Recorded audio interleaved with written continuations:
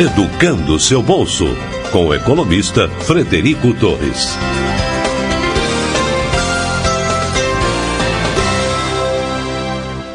Olá, seja bem-vindo a mais uma edição do nosso podcast. Eu tenho o prazer de apresentar para vocês aqui hoje o Fabrício Sanfelice. Ele é diretor da Mutual, que é uma peer-to-peer. Depois eu até vou perguntar para ele como é que essa empresa está caracterizada do ponto de vista jurídico aqui no Sistema Financeiro Nacional, se eles ainda são correspondentes bancários ou se eles já são uma SEP, uma sociedade de empréstimo entre pessoas. O mais importante é que, para o nosso público aqui do podcast Educando Seu Bolso, eu tenho certeza que o Fabrício, pela trajetória dele, pela experiência que a Mutual tem lidando com conectar pessoas, intermediar investidores e tomadores de crédito, ele vai poder compartilhar com vocês, e eu acho que excelente conhecimento. Eu acho que o bate-papo de hoje está recheado aí. Fabrício, seja bem-vindo, muito obrigado por nos acolher aí, e peço que já se apresente para o nosso público, por gentileza, cara. Perfeito. Obrigado, Frederico. Bom, sou Fabrício, sou diretor executivo aqui da Mutual Empréstimos Entre Pessoas. A gente aí está rodando a empresa desde 2016, mas desde o nosso primeiro empréstimo foi em 2018. Tu citou ali um pouco das licenças no início. A gente é correspondente bancário, a gente trabalha por diversas financeiras, né?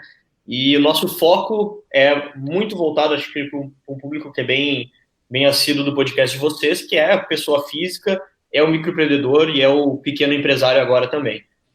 Sempre focado muito em conectar esses tomadores de crédito, pessoas que têm uma necessidade de crédito, pessoas e empresas, no caso, com outras pessoas e outras empresas que têm o dinheiro disponível para emprestar para elas. Já dando um breve resumo do que a gente faz.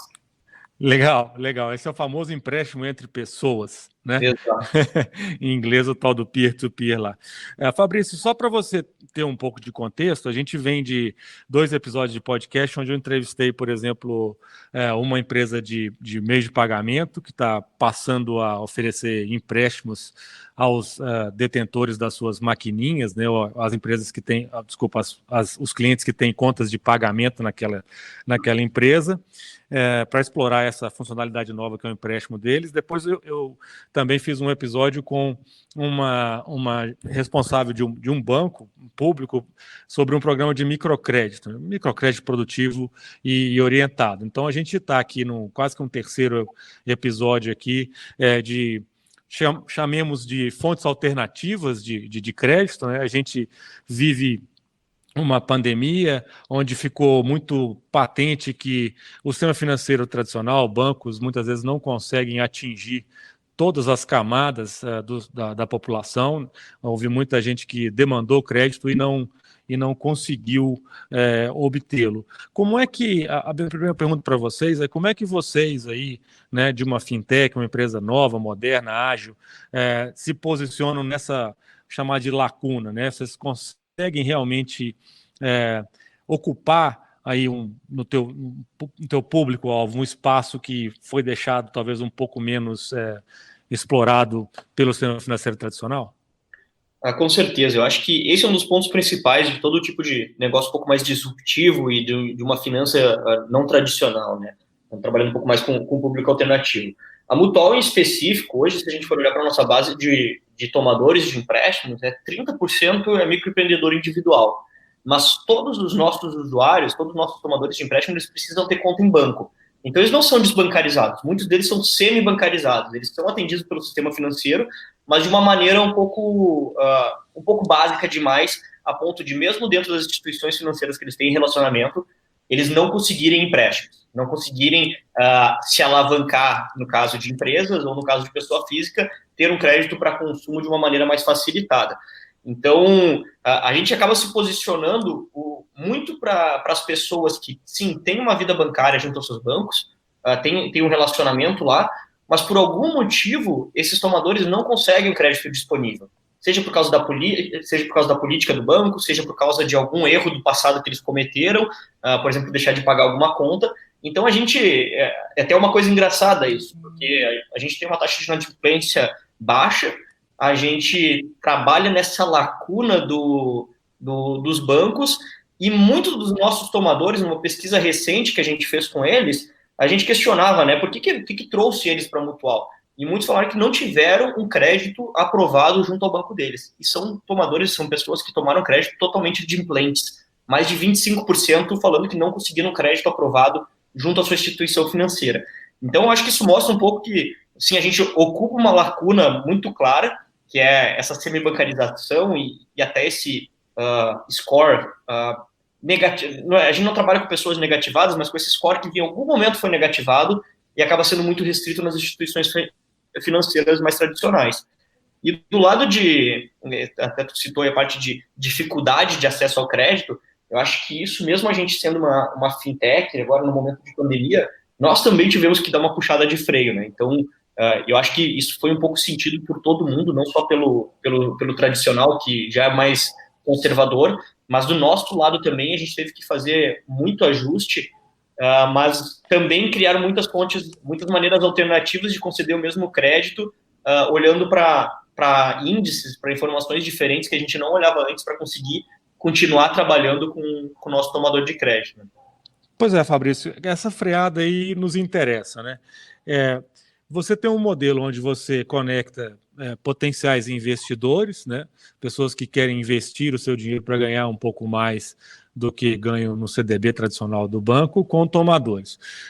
Costumeiramente, pelo menos até onde eu sei, o gargalo desse funil, vamos dizer assim, é o funding, ou seja, a fonte de recursos costuma ser o impeditivo para que a carteira cresça. Aqui no Brasil, então, me parece que a demanda é um pouco maior do que a oferta de investidores. Essa regra vale para vocês? Eu acredito, essa regra era muito válida no pré-pandemia. Eu acho que aconteceu, pelo menos o nosso sentimento durante a crise, foi um sentimento de que a gente não esperava que acontecesse o que aconteceu. Existiu um aumento de demanda por crédito, mas não foi tão grande quanto a gente imaginava. Uma coisa que a gente percebeu muito é que as pessoas em más condições financeiras recorreram imediatamente, ou seja, pessoas que já tinham um histórico ruim, aumentaram muito a procura, ou seja, pessoas negativadas, pessoas que já tiveram um histórico de negativação, ou pessoas que estão numa situação um pouco limítrofe, um pouco divisória ali entre uma boa situação financeira e uma má situação financeira, elas correram para o crédito. O que a gente viu de desaceleração, e que eu acho que até é um fator positivo? O consumo do crédito geral para questões, vamos dizer assim, um pouco mais fúteis, ele foi praticamente zerado. Então, a procura de crédito para bens de consumo, teve, obviamente, as coisas óbvias, né? Ninguém procurou crédito para viagem, nem para férias, nem para casamento. Então, esses outros créditos de consumo, de lazer, eles foram diminuídos bastante. Eles representavam uma grande porção da nossa base, que é a pessoa que quer realmente um crédito pessoal sem garantia, mas era para um consumo muito específico, né? Era para comprar algum produto, era para fazer uma viagem. E o que a gente viu foi que essas pessoas que têm uma vida de crédito um pouco mais saudáveis, elas não procuraram. Então, em geral, a procura por desses bons tomadores por oportunidades de crédito, elas diminuíram. Né? A gente chama de bons tomadores, é o cara que tem uma situação, tem uma boa capacidade de pagamento, tem uma renda livre maior.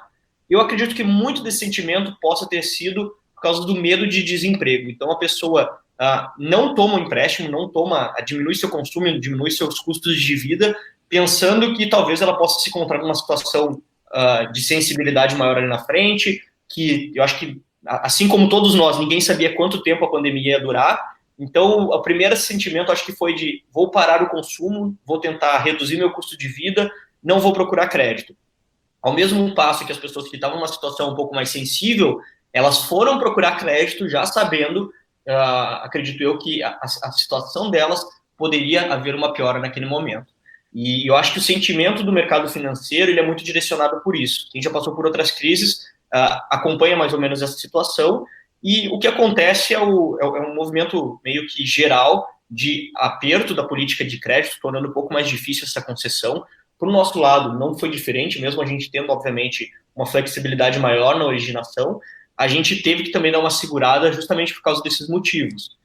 O que a gente fez de diferente nesse sentido a gente é uma empresa muito tecnológica, muito automatizada, a gente consegue devolver para o nosso usuário uma análise de crédito muito personalizada, automaticamente. A gente deu um passo atrás na automatização e trouxemos uma análise manual para justamente a gente ter a oportunidade de conversar com os tomadores de crédito que chegavam até a gente e entender realmente qual que era a situação que eles estavam vivendo. Tá. Cara, você falou muita coisa legal aí, tentar ver se eu consigo pontuar uma ou outra aqui. Primeiro, você falou que vocês pisaram no freio, né, de certa forma. Segundo, você falou que não houve um aumento de demanda tão grande assim, porque o próprio tomador, ele meio que se autolimita, né, fazendo uma restrição a certos desejos que ele tinha numa época de normalidade. Realmente isso faz todo sentido e a gente vê, inclusive, algumas pessoas que relatam aqui para a gente que estão economizando mais do que estavam há 6 meses atrás em função de restrições a gastos e a perfil de consumo. Você falou uma outra coisa que eu acho bem legal também, é que vocês flexibilizaram a análise, a modelagem do risco. Uma fintech muito automatizada, né, que imagino tinham algoritmos mais firmes, mais fechados e que provavelmente não valeriam para essa situação de excepcionalidade, então tiveram que dar um passo atrás com a análise manual para tentar entender o que às vezes a automatização não percebia. Eu acho que isso também é um relato interessante, bate também com conversas que eu já tive aí, de que a inteligência do profissional de análise de crédito é uma coisa muito valiosa, né? E nem sempre totalmente substituível. E você falou também uma outra coisa que eu achei legal, uma linha divisória, né? Que vocês têm aquele cara que é o claro bom pagador, tem o que é o claro mal pagador e tem uma zona nebulosa aí no meio do caminho que eu acho que é o grande desafio para todas as empresas que concedem crédito. Você falou que vocês tinham uma flexibilidade um pouco maior. Eu entrei na plataforma da Mutual antes da gente conversar hoje e eu vi lá que tem tomadores de crédito até o nível F, alguma coisa assim. Pode dar um pouquinho de cor para a gente sobre que tipo de flexibilização é essa, que tipo de cliente, para o cidadão comum, né, que vocês atendem que provavelmente o banco tradicional dele não atenderia? Perfeito. O que a gente vinha fazendo nisso daí, né? A nossa política de crédito, ela ia de um score a mais, que seria o melhor pagador de todos, né? O cara que tem a menor chance de não pagamento, tem uma grande renda livre, tem um salário, não é nem questão de salário, mas é questão de quanto da sua renda está não comprometida. Eu acho que isso é uma coisa que todo o sistema financeiro, isso é uma coisa que a gente está trabalhando muito na Mutual, a gente tem grandes entregas de produto para o futuro, para deixar isso mais claro para quem chega até a gente, né? Mas uma coisa que é muito nebulosa para quem vem tomar crédito é o que importa para uma empresa que vai analisar. Sim. E um dos fatores mais importantes é quanto da tua renda está ou não comprometida com outros financiamentos. O quanto tu ganha é praticamente irrelevante se o quanto tu está pedindo não é um valor muito alto que vai comprometer muito a tua renda. Então, isso é um fator extremamente importante para as pessoas se darem conta, que não é o fato dela ganhar R$2.000 por mês que vai transformar ela num mau tomador de crédito, ou que vai fechar as oportunidades de crédito para ela no mercado. Então, obviamente, ela não vai conseguir, talvez, um financiamento de 50 mil em 12 meses, porque a parcela ficaria muito grande porque ela ganha. Mas sim, ela estaria numa situação, talvez, para um empréstimo de 3 mil, 2 mil reais, que as parcelas caibam no bolso dela de uma maneira muito confortável e que classifique essa pessoa como um bom pagador. E eu acho que esses são alguns. Acho que é até interessante falar disso um pouco antes de eu falar de como que a gente classifica dentro da plataforma, mas as pessoas têm que olhar muito para essa questão de comprometimento da própria renda delas. Uma coisa que é muito importante e que eu acho que todo mundo, assim, acho que antes de eu entrar no mercado de crédito eu mal sabia disso, mas o teu uso de serviços de crédito é muito importante para a tua vida futura. Ou seja, quanto mais tu consumir não quanto mais tu consumir, mas a melhor maneira que tu utilizar o teu cartão de crédito, ser um bom pagador de contas de água, luz, telefone, enfim, tudo isso melhora a tua vida financeira, isso melhora as tuas oportunidades de crédito para o futuro. E às vezes são pequenas coisas que poderiam ser muito bem deixadas claras pelas empresas que fornecem crédito, que não são. E que hoje a gente está fazendo questão de mudar nossa plataforma para ser 100% transparente. Acho que quem está acostumado com crédito conhece lá os 5 Cs do crédito. Então a gente está modificando toda a nossa plataforma para deixar muito claro para esse tomador quais que são os fatores que importam para ele conseguir um bom empréstimo. Então, isso é o primeiro passo que a gente está tomando nesse momento. Sim, eu acho que você está dando um testemunho legal de como é que aquele velho clichê, né, em momentos de crise a gente acaba tendo que se reinventar, tendo Exato. que aprender. Bem legal. Fabrício, uma, uma, uma pessoa que estiver nos escutando agora, ela consegue entrar no aplicativo da Mutual, se cadastrar e ter chances de ter um empréstimo com que dificuldade operacional, em que prazo? Dá um pouquinho descreve um pouquinho para nós de como é que vocês funcionam no operacional. Se puder citar, inclusive, eventuais documentos que você falou aí que pedem de comprovação, para o pessoal saber mais na prática como é que funciona. Perfeito. A gente tem a nossa experiência, ela é muito no celular, ela é 100% na verdade no celular. E a gente focou muito nessa ferramenta porque a gente sabe que hoje uma das maiores dificuldades, ainda por incrível que pareça, tu vai ter muitos bancos ou muitas financeiras em que a tua concessão vai ser unicamente no guichê lá da agência bancária ou da agência de rua. Então, toda a nossa experiência ela é digital, toda a nossa experiência no celular. O nosso aplicativo, para quem precisa de crédito, ele é extremamente leve, tanto para iOS, para iPhone, quanto para celular Android, e ele é feito para abranger diversas versões anteriores. Por quê?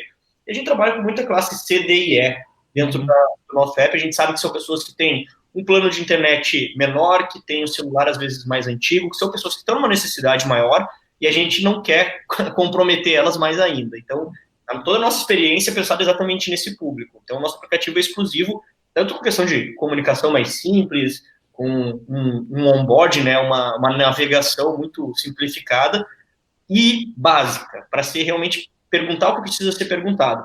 Então, hoje, a pessoa consegue entrar em qualquer uma das stores, qualquer uma das lojas, tanto da Apple quanto do Android, baixar o aplicativo e, basicamente, o que ela vai precisar os seus documentos de identidade, um RG ou uma carteira de motorista, que a partir dali a gente vai cadastrar nome, e-mail e CPF e vai responder uma série ali de 14 perguntas iniciais e apenas com a câmera do celular ela consegue fotografar os documentos.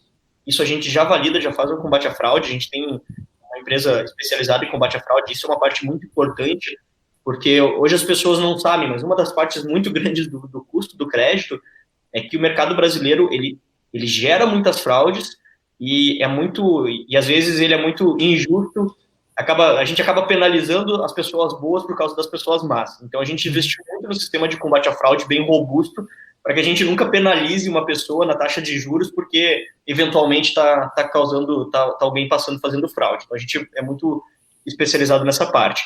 Mas, basicamente, se cadastrando rapidamente, vai tirar a foto dos documentos, responder essas perguntas, falar da sua necessidade, falar quanto precisa, em quantos meses quer pagar. Em questão de 3 minutos entre baixar o aplicativo e responder as perguntas, ela já vai estar com a proposta ali dela na mão. Se a Mutual não conseguir ofertar uma proposta de crédito, a gente encaminha essa pessoa para outros parceiros, ou seja, nós não trabalhamos hoje com tomadores negativados, não trabalhamos com pessoas negativadas. Mas a gente tem 3 parceiros conectados dentro da nossa plataforma que trabalham. Então, se a pessoa não conseguiu crédito com a gente e ela tiver uma negativação, a gente consegue encaminhar essa pessoa para algum parceiro nosso que vai atender, ela vai ter uma condição de atender. Se essa pessoa tem, por exemplo, um automóvel ou uma casa para dar garantia e a gente sabe que a melhor taxa de juros ele não vai encontrar com a gente sem garantia, a gente também encaminha esse tomador para uma outra empresa que vai atender melhor a necessidade dele. Porque, no fim, o nosso objetivo é conseguir resolver o problema desse tomador de crédito, seja, inclusive, abrindo mão dele pegar o crédito pela nossa plataforma, para que ele consiga pegar o crédito mais barato para a necessidade dele e, obviamente, não comprometer sua vida financeira futura. Mas, se ele fizer todo esse processo só através da Mutual e for aprovado, ele consegue receber o dinheiro na conta dele em 2 dias úteis no máximo. Então, é um processo bem rápido, bem ágil, todo digital, todo pelo celular, e toda a administração das parcelas, todo o acompanhamento da vida financeira dele, inclusive educação financeira, ele vai receber por dentro do aplicativo. Então, o nosso aplicativo, ele vai conseguir pagar todas as parcelas, vai conseguir fazer negociações automáticas, pegar descontos de até 90% para quitação de empréstimos, consegue renegociar por ali, tem uma equipe inteira de atendimento especializada para isso. Então, toda a interação ele consegue fazer por ali. Se não fizer pelo aplicativo, ele consegue fazer pelo WhatsApp com a nossa equipe. Então, a gente tentou deixar o mais digital possível para tomar o menos tempo da vida das pessoas e ser o mais prático para resolver o problema tanto de educação financeira quanto de crédito. Como que a gente trabalha hoje? A gente trabalha com pessoa física sem garantia não negativada. E também, agora mais recentemente, com PMEs, né, trazendo empresas. E como que começou isso, até para contar rapidamente, foi durante a pandemia, né? A gente estava falando ali no início que a gente conversou muito com o MEI, a gente fez logo no início da crise, a gente fez uma modalidade que era o Invista no Pequeno, que era uma modalidade de empréstimo social. Então, eram empréstimos de R$ 1.000 para microempreendedores individuais, com uma taxa de juros de apenas 1% ao mês, com 3 meses de carência e inclusive deixando claro que a gente não ia negativar essa pessoa em caso de não pagamento. Então, era um empréstimo, mas era um empréstimo com uma pegada muito social. E isso nos abriu os olhos de que a demanda desse mercado era muito grande. Então, a gente preparou toda a nossa plataforma para não mais só atender esse tomador de crédito pessoa física, que chegava até a gente, mas também conseguir atender tanto o microempreendedor individual, quanto, eventualmente, um PME. Então, hoje a Mutual trabalha especificamente com microempreendedor individual, pessoa física sem garantia, e agora, mais recentemente, PMS. Tá, legal. Cara, papo bom, o tempo vai voando, né? Estou batendo já no meu limite aqui, mas tem mais uma perguntinha para você aqui. Do ponto de vista de regulação, aí, você tem alguma sugestão que você daria, por exemplo, que a gente podia mudar na regulação para impulsionar esse peer-to-peer aqui no Brasil? Você acha que tem alguma amarra grande ainda que a gente precisa desatar, algum nó grande aí? O que você consegue ver como um grande impedimento para que esse modelo ele se desenvolva ainda mais, né, e possa atingir ainda mais gente? Eu acho que nem é questão de modelo, porque eu acho que a gente tem que ter quantos modelos forem possíveis para atender a demanda de crédito. Eu acho que uma questão que a gente tem que ter, eu vou usar até uma palavra aqui, mas o mindset, é que as pessoas que são conscientes, que pegam o crédito esperando pagar, que pegam o crédito de boa índole, eles têm que lutar e sentir cada vez mais orgulhos de serem bons pagadores. E tem que cada vez rechaçar mais comportamentos de pessoas que não são honestas, que pegam o crédito já esperando não pagamento, porque, na verdade, uma das principais entraves do nosso sistema financeiro é isso, a gente não conseguir saber quem é a pessoa boa de quem é a pessoa ruim. Então, eu acho que a principal maneira da gente melhorar o sistema bancário brasileiro, melhorar as taxas de juros e tudo mais, é uma maneira de tentar tirar um pouco dessa malandragem que às vezes a gente valoriza dentro do país, em alguns âmbitos, e trazer para a realidade de que as pessoas boas precisam ser recompensadas e as pessoas más precisam ser punidas. Sim, isso tem a ver com regulação, talvez tenha a ver com segurança jurídica, porque o que impede a gente de dar crédito mais barato é o quanto que, às vezes, o sistema jurídico brasileiro, ele recompensa as pessoas que fazem as coisas erradas. E isso acaba refletindo na taxa de juros de quem paga as coisas em dia. Porque são poucas as empresas que conseguem fazer como a gente e não precificar a balaio, não precificar dentro da mesma cesta. A gente tenta ser o mais personalizado possível para não deixar o mal pagador impactar na taxa de juros do bom. Então, eu acho que esse, para mim, é o fator. Se eu tivesse que escolher uma coisa para mudar no setor, não seria nem regulação, seria conseguir que as pessoas boas tenham o que merecem, que as pessoas ruins sejam punidas dentro do sistema.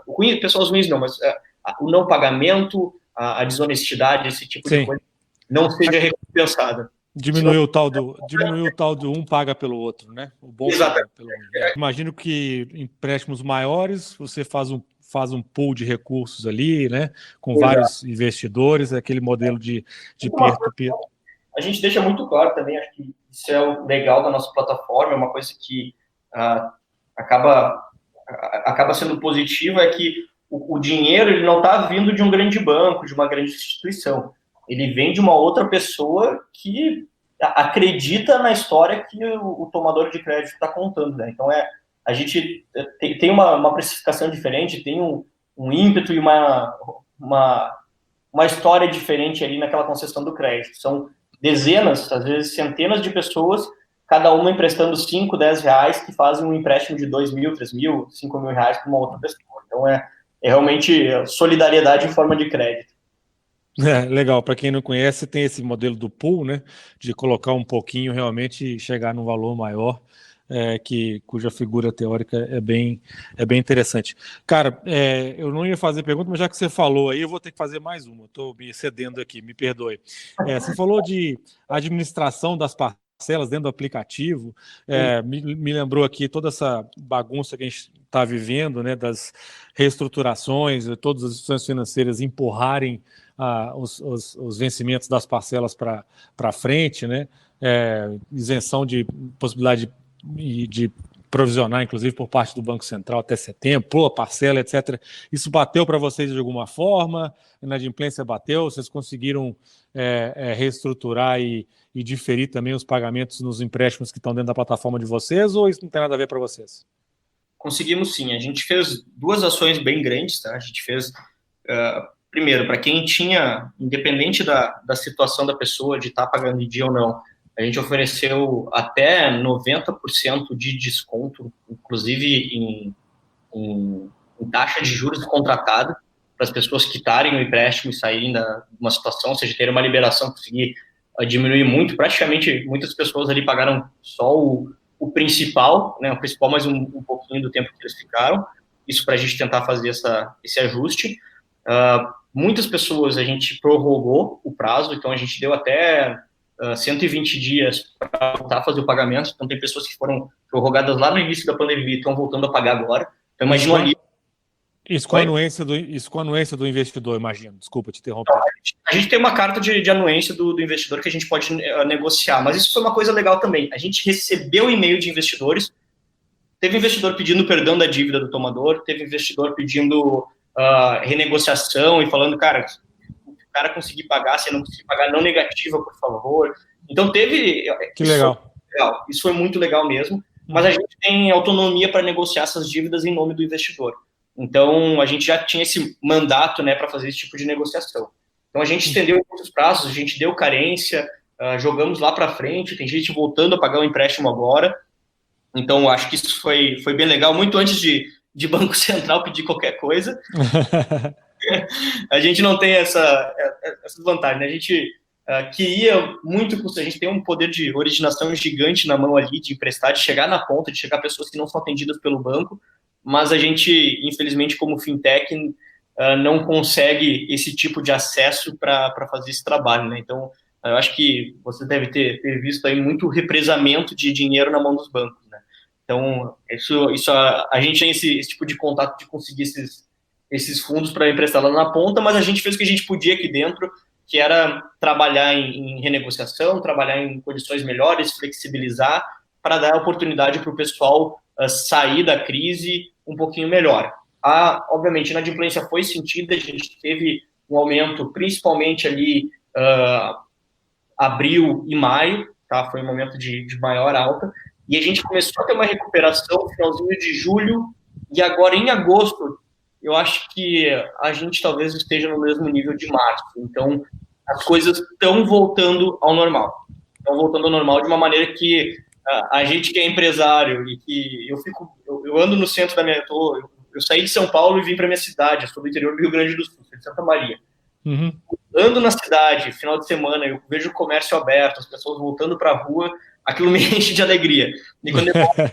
E quando eu olho as taxas de pagamento voltando aos mesmos valores pré-crise, isso também me enche de alegria. Então eu falo, cara, que legal, as coisas estão começando a voltar ao comum, estão começando a voltar ao normal. Não está tudo normal, teve muito impacto, acho que a gente ainda vai sentir para os próximos meses, mas sim, isso mostra para a gente que a gente fez um trabalho bom de análise de crédito e mostra também que as ajudas, as flexibilizações que a gente fez para as pessoas ajudaram, porque voltar aos patamares antigos tão pouco tempo passado, acho que isso é um bom indício, não só para a nossa carteira, mas para a população em geral, que talvez as coisas estejam voltando ao normal.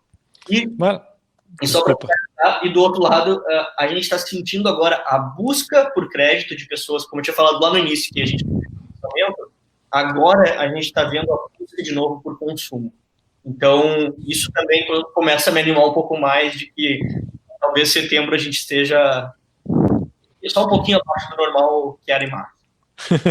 Legal, bacana esse processo de administração da dívida, das parcelas aí dentro do aplicativo, a possibilidade da flexibilização, no perdão, né, da dívida ou do diferimento da dívida dentro da plataforma também, do aplicativo, com o termo de anuência por parte do investidor.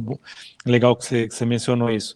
Cara, a gente poderia conversar, você falou que educação financeira dentro do aplicativo, você falou de tanta outra coisa que a gente podia ter explorado aí, mas infelizmente não tem mais tempo, e a gente vai ter que ficar por aqui. Eu quero só te agradecer de novo por ter participado aqui do podcast e deixar para suas considerações finais, se você tiver alguma coisa que você gostaria de pontuar ainda, que porventura eu não tenha te perguntado, mas que você considera importante falar, cara.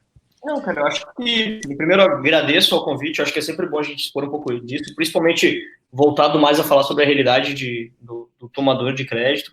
Admiro o trabalho que vocês fazem aí, acho que isso é muito importante, o pessoal, o trabalho que a gente faz como plataforma, tentando educar, e vocês focados nessa parte específica, é o que a gente precisa, né? Eu acho que a educação financeira, primeiro ela tem que vir do lado de poupar, administrar bem sua vida, seu crédito, para depois a gente conseguir pensar em investir. E eu acho que esse é um trabalho que vocês fazem muito bem aí. Então, é isso. Acho que aos pouquinhos o pessoal tomando consciência. Só o fato de ter um podcast voltado para isso, as pessoas ouvirem e quererem melhorar sua condição financeira, entenderem como é que o crédito funciona, como é que isso vai impactar no bolso dela, é o que eu vejo que vai fazer muita diferença no futuro. É isso aí, conscientização. Maravilha, Fabrício, brigadão, cara, um grande abraço. Muito obrigado mais uma vez, foi um prazer. Para o nosso ouvinte aí, classifiquem, critiquem, reclamem, sugiram, que de sempre, que vocês estão acostumados. Um grande abraço e até a próxima. Valeu, obrigado.